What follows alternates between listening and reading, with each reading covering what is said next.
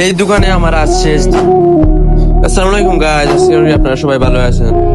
আলহামদুলিল্লাহ আমিও ভালো আছি।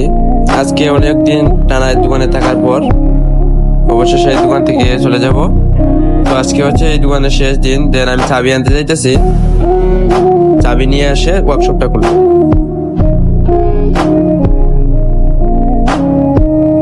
দেন চাবি আমার হাতে চলে আসছে, এবার ওয়ার্কশপ খোলার পালা।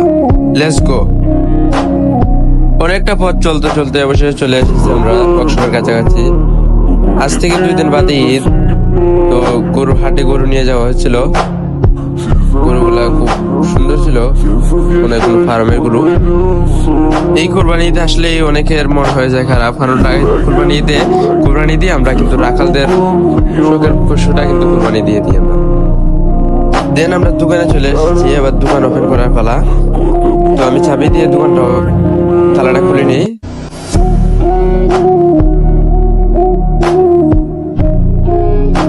অবশ্যই তালাটা খুলে ফেললাম, এবার ওপেন করার পালা। দেখতে পাচ্ছেন আমাদের সামনে একটা মেশিন রয়েছে এবং এটাই দোকানের ভিতর। আর এটা হচ্ছে দোকানের ফাইনাল লুক। সবাই দেখুন, আসলে দোকানটা অনেক সুন্দর, অনেক সুন্দর করে সাজিয়েছি দোকানটারে। এই যে এটা রেঞ্জ স্টুডিও। আসলে গানের স্টুডিও শুনেছেন, কিন্তু রেঞ্জ স্টুডিও কি এটা সবাই জিজ্ঞেস করছে।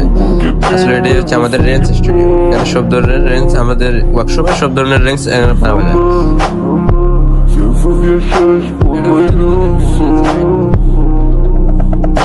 ঢাকা সিলেট মহাসড়ক রোডের পাশে গ্রামীণ ব্যাংকের নিচতলায় আমাদের এই ওয়ার্কশপটি অবস্থিত।